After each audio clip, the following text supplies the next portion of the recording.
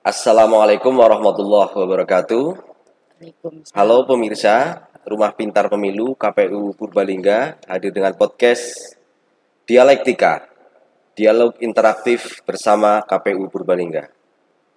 Podcast ini mengangkat tema pendidikan politik dengan partai politik. Episode kali ini kita kedatangan narasumber Ibu Hajah Nurul Hidayah Supriyati SHMSI. Sehat Ibu Nurul? Alhamdulillah sehat. Saya panggil Ibu aja ya. Ya. Nona. Oh Nona. Ya. Nona Nano. Nona Nano ya.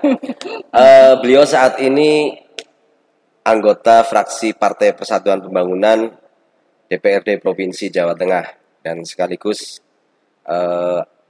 saat ini masih di DPC ya. Ketua masih. DPC Kabupaten Purbalingga. Komisioner. Di DPR Komisi C ya, Komisi C. Komisi Keuangan. Komisi Keuangan. Banyak sekali beruangnya. Banyak beruangnya katanya ya. Iya. Pemilu 2024 rencana akan digelar pada 21 Februari 2024. Kendati hingga kini masih muncul opsi lain untuk tanggal penyelenggaraannya. Partai politik sebagai peserta pemilu idealnya sudah mempersiapkan diri untuk berkontestasi dalam rangka memenangkan hati dan simpati masyarakat atau para pemilih.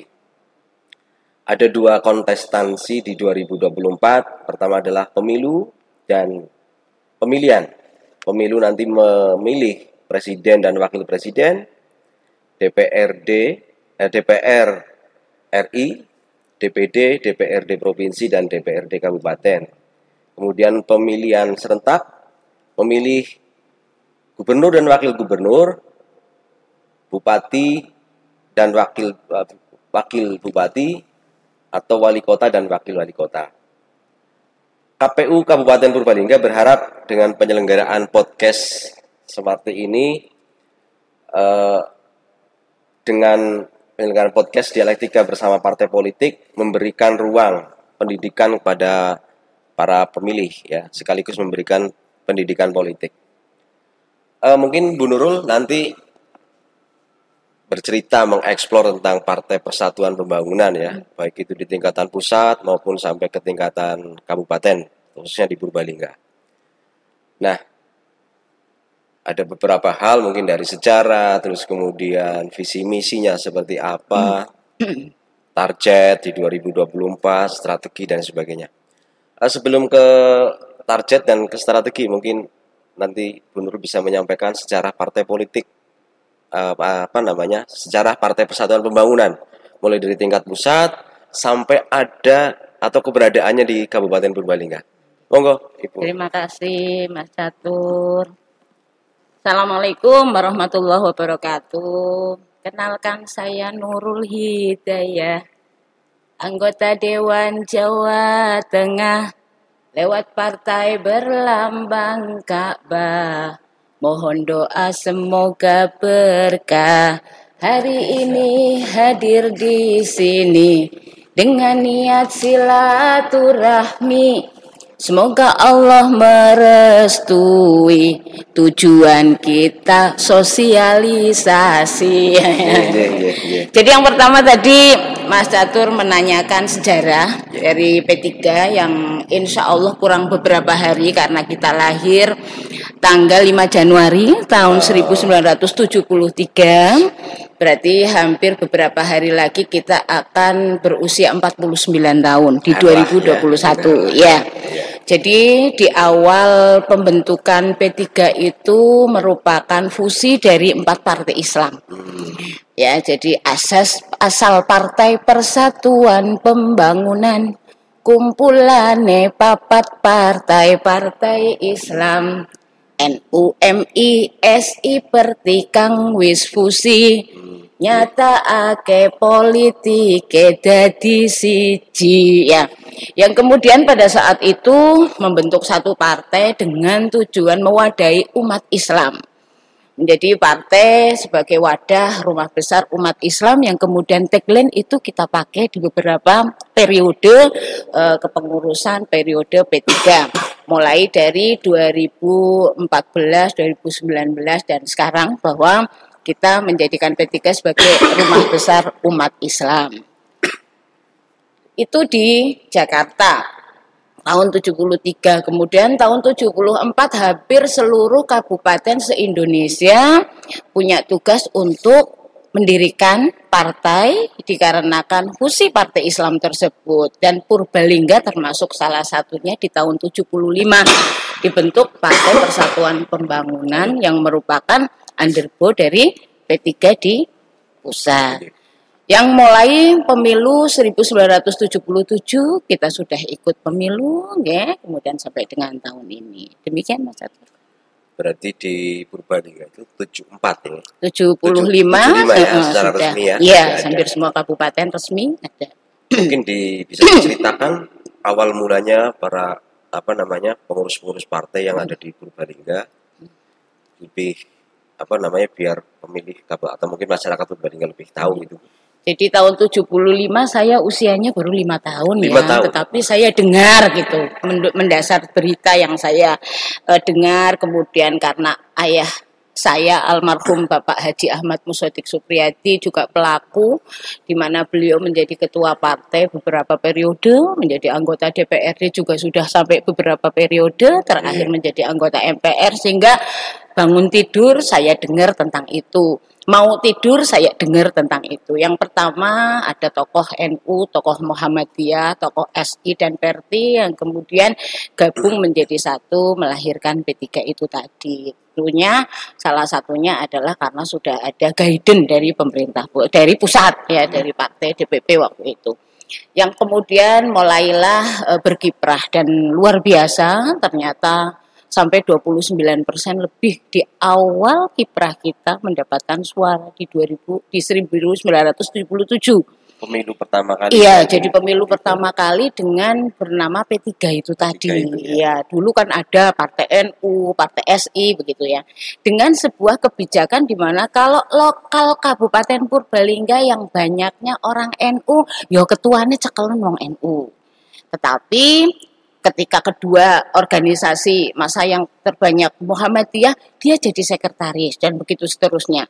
Sehingga di Purbalingga dipeganglah almarhum bapak saya pada saat pertama kali berdiri. Begitu juga Mbah. Jadi sampai hari ini bismillah itu menjadi salah satu keinginan saya untuk terus berkhidmat di dunia politik melalui Partai Persatuan Pembangunan. Ya. Sampai tahun ini. Jadi pernah ada kejadian Mas ketika kemudian dulu di 1990 itu ya dua ya, yang pertama kali 87 ketika kemudian kita berubah dari gambar Ka'bah menjadi bintang. Ya. Karena memang ada monoloyalitas, dianggap bahwa harus berasaskan Pancasila, sehingga P3 pun berganti menjadi menggunakan lambang bintang, dan itu ternyata pun alhamdulillah perolehannya masih lumayan signifikan. Tetapi makin periode memang P3 agak sedikit banyak mengalami penurunan baik jumlah kursi maupun suara, dan itu menjadi PR kita, menjadi PR siapapun yang menjadi pengurus, siapapun yang menjadi struktural maupun relawan yang mudah-mudahan ke depan 2024 tadi konstelasi politik, mudah-mudahan kita sudah akan siapkan langkah-langkah strategis untuk kemudian kembali lagi seperti dulu menjadi rumah besar umat Islam. Sudah cerita mungkin dari pusat dan sampai Purbalingga tadi. Kemudian ini Bu, visi misi dari Partai Persatuan Pembangunan itu sendiri apa? Awal dibentuk tentu punya visi, pasti punya mimpi, punya misi. Yang pertama visinya menjadi rumah besar umat Islam yang menjadikan hubungan Nyun Sewu punya keterikatan tentang hablum minallah wa hablum minannas, kemudian memiliki ukhuwah Islamiyah, ukhuwah basyariyah dan ukhuwah watoniyah. Kemudian menegakkan amal ma'ruf nahi mungkar. Misi kita tentunya ikut tetap di dalam negara kesatuan Republik Indonesia dengan kemampuan yang ada menjadikan negara Republik Indonesia ini negara yang adil, makmur, berkarakter dan memiliki akidah akhlak yang karimah, sehingga mudah-mudahan amar ma'ruf nahi mungkar itu bisa menjadi salah satu misi yang mampu kita berikan kepada Negara Kesatuan Republik Indonesia yang kita cintai. Sudah jelas betul lah ya visi misinya dari Partai Persatuan Pembangunan itu tadi. Nah, mungkin turunannya kan ada program kerja, terus kemudian dan sebagainya, termasuk sebelum ke program kerja ya, struktur partaian dari Partai Persatuan Pembangunan mungkin dari tingkatan pusat sampai ke tingkatan yang paling bawah, level yang paling bawah itu gambarannya seperti apa, Bu? Setelah terjadi muktamar kemarin di 2020 bulan Desember, itu kita punya kepengurusan di tingkat DPP yang baru. Beliau Bapak Suharso Mono Arfa, Menteri Menteri yang Bappenas, Masya Allah, Bappenas, ya. Menteri Bappenas itu didaulat, alhamdulillah terpilih menjadi ketua DPP, di mana sekjennya adalah Gus Arwani atau Gus Aang kita kenalnya, ya. Saya pernah mondok di sana di tempatnya Gus Arwani. Beliau putra dari Romo Kiai Taifur, dulu juga beberapa periode menjadi ketua DPW. Kemudian setelah ada muktamar, terbentuk kepengurusan, baru maksimal 6 bulan setelah terjadinya muktamar, maka dilanjutkan menjadi muswil, musyawarah wilayah. Di wilayah. Itu terpilihlah beliau, Bapak Kiai Masruhan Samsuri. Kiai Masruhan Samsuri ini juga anggota DPR Provinsi Jawa Tengah, anggota Komisi A, ketua fraksi kami. Kemudian disekretarisi Pak Suyono. Pak Suyono ini wakil Bupati Batang yang kemudian bendaharanya Ibu Dokter Solihah Kurniawati, juga anggota DPRD Provinsi Jawa Tengah. Dari muktamar kemudian muswil, 6 bulan kemudian harus dilakukan, maksimal 6 bulan dilakukan musyawarah cabang. Setelah muswil. Tetapi kondisi yang tidak memungkinkan, di mana kemarin Juni, Juli, Agustus kita tahu perkembangan persebaran COVID luar biasa, sehingga berbagai macam agenda yang sudah kita jadwalkan banyak yang mundur. Seperti muscap di Purbalingga waktu itu Juli, ya, kemudian Agustus, akhirnya baru dilaksanakan kemarin bulan September, ya, tanggal 24 di Balai di Owabong, untuk salah satunya adalah memilih kepengurusan, di samping juga membahas tentang program, rekomendasi partai, perjuangan partai, tetapi juga satu di antaranya adalah memilih kepengurusan secara formatur untuk DPC Kabupaten Purbalingga. Dan sampai dengan hari ini, karena SK juga belum kita dapatkan, maka saya sebagai ketua DPC yang masih ada SK-nya karena sudah domisioner, hari ini menyapa warga, menyapa masyarakat dan hadir di KPU ini adalah karena memang belum adanya SK yang terbaru, sehingga kita masih menunggu, sehingga mudah-mudahan setelah turunnya SK akan kita lakukan konsolidasi sampai ke tingkat ranting mudah-mudahan. Berarti secara kepengurusan DPP, DPW ini istilah aja mungkin ya, Bu. Terus kemudian DPC, kalau di kecamatan? PAC, Pimpinan Anak Cabang. Terus ke ranting? Ranting itu ya, Pimpinan tingkatan ranting. Desa ya. Ya. Itu gambaran secara struktural di tingkat Partai Persatuan Pembangunan. Termasuk di Purbalingga sama unsur ada bidang-bidang apa itu? Iya, ada. Jadi di periode kepengurusan terbaru ini memang ada perbedaan. Kalau lebih kepada pengfungsian masing-masing bidang.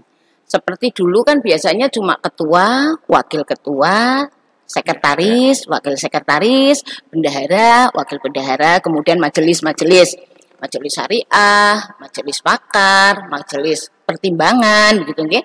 Kalau sekarang karena semua difokuskan kepada kerja elektoral, maka kita menggunakan sistem yang agak gemuk. Ya, jadi bukan ramping, tetapi kita gemuk tetapi gemuk itu pun harus difungsikan secara baik. Dimaksimalkan. Yang pertama kita sudah mulai mengenal dengan adanya wakil ketua daerah pemilihan. Dia sebagai koordinator di daerah pemilihan seperti saya. Di periode ini 2021 masuk di jajaran DPW sebagai wakil ketua koordinator daerah pemilihan 10 berarti begitu nggih. Nah, begitu juga turunannya sama di DPC. Kemudian ada isu strategi, dulu nggak ada, gitu ya. Dulu wakil ketua, paling ya ada bahasa kehumasan seperti itu. Kelembagaan, hubungan kelembagaan dengan lembaga lainnya. Kalau sekarang lebih difokuskan kepada bagaimana masing-masing bidang itu bisa betul-betul bekerja secara elektoral itu tadi. Satu diantaranya perubahan nomenklatur lah nama dari wakil ketua yang membidangi bidang daerah pemilihan, isu strategis, kemudian aset, ya, karena itu juga sesuatu yang butuh sekali untuk lebih kita perhatikan. Kemudian hubungan dengan generasi Z, generasi milenial seperti itu, digitalisasi data. Ya. Ada perbedaan antara mungkin setiap periode betul, itu ya, betul, termasuk dengan struktur dulu ya, sekarang itu ya. Kalau dulu kan di tingkat kabupaten nggak ada, belum mengenal seperti itu. Tetapi begitu 2020 Muktamar 7 itu menjadi salah satu hal yang wajib hukumnya untuk menjadi turunan susunan kepengurusan. Mungkin itu bagian daripada strategi, Bu, dengan adanya kelembagaan-kelembagaan baru di Saya yakin begitu.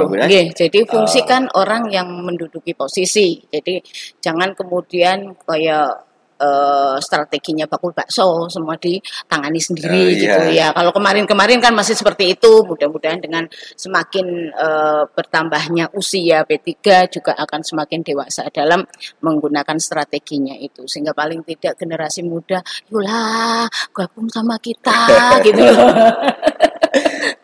Iya, kalau itu jadi bagian strategi mungkin ya Bu, turunannya kepada program kerja yang dilakukan oleh Partai Persatuan Pembangunan khususnya di Purbalingga apa Bu? Yang sudah dilakukan dan mungkin yang akan dilakukan.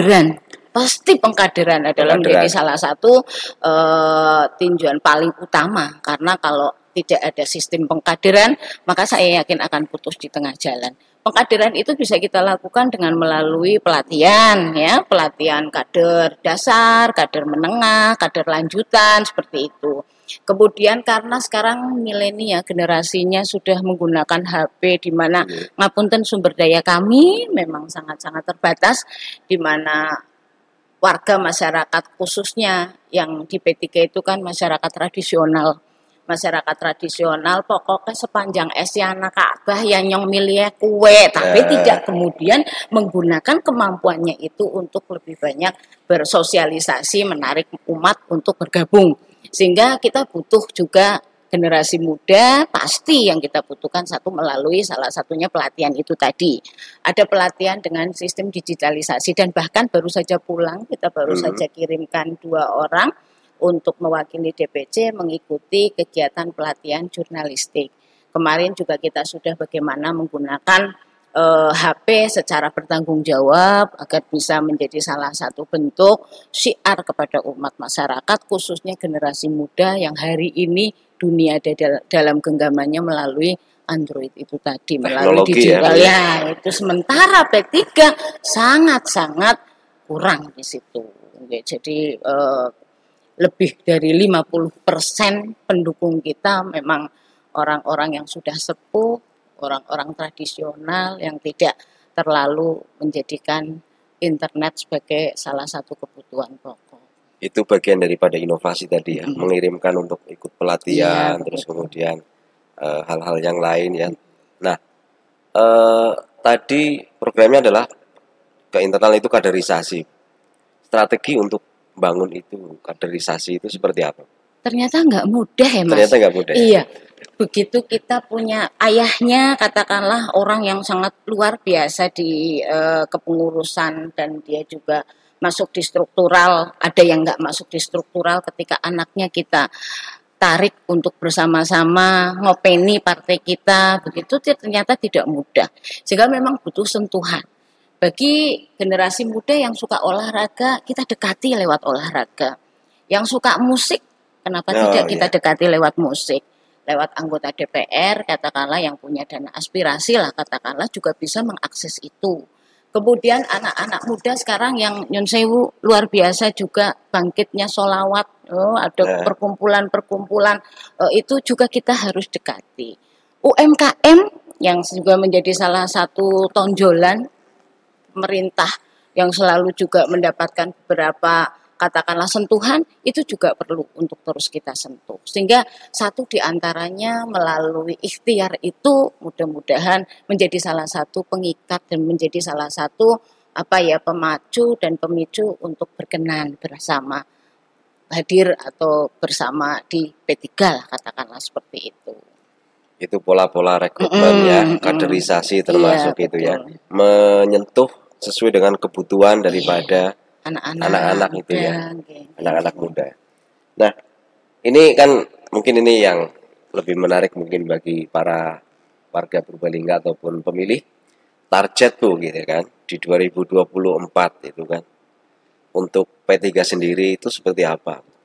Kalau tingkat nasional di 7%, provinsi 7%, kalau kita pun kepenginnya ya seperti itu, hampir setiap pileg itu kita selalu mentargetkan minimal lah satu dapil satu, bismillah. Ternyata dari mulai 2009 kita cuma 2 kursi terus sampai saat ini 2 kursi di tingkat kabupaten. Sehingga mimpi itu mudah-mudahan bisa terwujud. Satu diantaranya yaitu tadi program, kemudian rekomendasi partai, kita betul-betul lakukan gerakan yang betul-betul masif sehingga insya Allah mudah-mudahan target di 2024 paling tidak 5 kursi lah bisa kita capai di Kabupaten Purbalingga. Karena kalau nggak salah 2024 ada 50 ya. Anggota dewannya nambah ya dari 45 ya? Ya saat ini nanti tergantung di Dukcapil yang akan merilis jumlah penduduk gitu ya. Kalau misalkan sudah 1 juta kan 1 ya? 1 juta ya, berarti 50 kan? 50 kursi. Mudah-mudahan yang 5 itu bisalah 3 buat P3 begitu loh. Berarti harus lebih semangat lagi ya menurutnya. Mudah-mudahan. Lebih semangat lagi untuk menghadapi 2024. Nah, dari target dari 2 katakan tadi ke 5 atau mungkin 4 sampai 5 ya. Sudah dilakukan, sudah dipersiapkan apa saja gitu. Terutama mungkin untuk internal terus kemudian nanti ke eksternalnya. Jadi yang pertama itu tadi konsolidasi tingkat cabang kita sudah lakukan muscap dengan harapan mudah-mudahan siapapun yang nanti menjadi komandan, siapapun yang menjadi nahkoda di P3 ini akan membawa perubahan ke arah yang lebih baik, menjadikan semangat P3 lebih menyala lagi, lebih bangkit lagi. Dan yang kedua pastilah kita sudah mulai beberapa kader, beberapa pengurus turun ke bawah untuk memberikan sebuah apresiasi kepada nyun sewu warga masyarakat yang siap untuk menjadi caleg.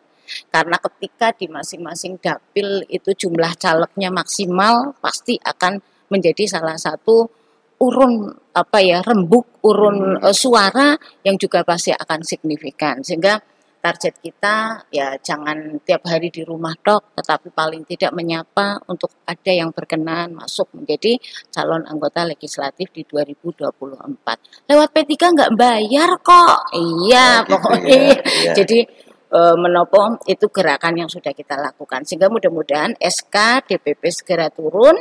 Selepas itu kita akan lakukan konsolidasi dengan satu diantaranya melaksanakan musyawarah anak cabang. Sehingga ketika sudah selesai musyawarah anak cabang, kemudian KT-anisasi kita siapkan, karena apapun itu juga mungkin besok juga menjadi persyaratan verifikasi faktual kan, meskipun jumlah kita sudah di atas 10.000 katakanlah, tetapi akan lebih bagus, akan lebih baik ketika di program di 2022 awal katakanlah kita sudah siap untuk KT-anisasi.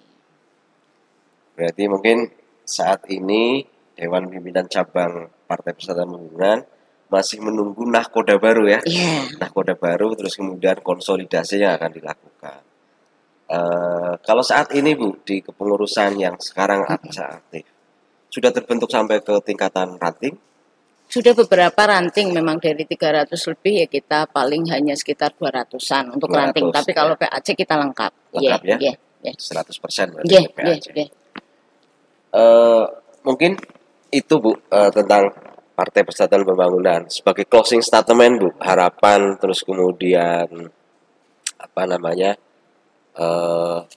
keinginan mungkin dari Pak Ibu Nurul lagi di acara kesempatan kali ini untuk memberikan closing statement kepada para pemilih ataupun warga Purbalingga, ajakan ataupun apa, monggo Bu. Okay.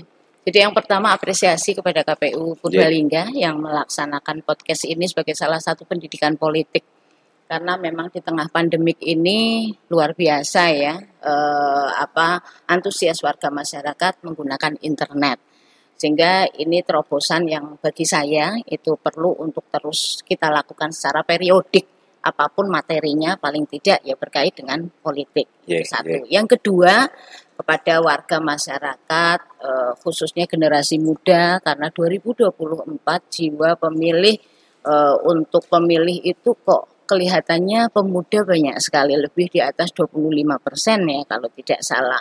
Oleh karena itu yuk kita gabung di politik, karena ketika politik tidak didekati, tidak diguyubi oleh orang-orang baik, maka kita khawatir politik justru dipimpin oleh orang-orang yang tidak baik. Sehingga jangan pernah takut pada politik. Wah, politik itu kotor, politik itu nggak ada manfaatnya, politik itu apa ya, sing gede diitik-itik segala macam seperti itu gitu bahasanya. Ya.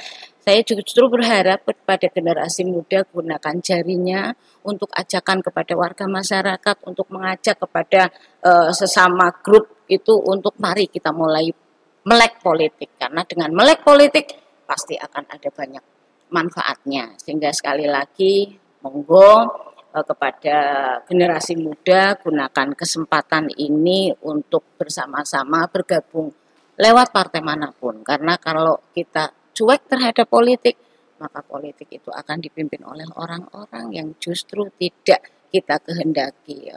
Itu Mas Catur. Jadi harapan saya mudah-mudahan generasi muda menggunakan jari jemarinya justru bukan untuk berita-berita hoax, tetapi justru untuk meningkatkan partisipasinya di dunia politik, karena politik adalah menjadi modal dasar pembangunan kita. Ya, baik para pemirsa, sudah hadir di sini Bu Nurul, sudah menyampaikan banyak hal tentang Partai Persatuan Pembangunan. Terima kasih atas atensinya dan mohon maaf. Assalamualaikum warahmatullahi wabarakatuh. Waalaikumsalam.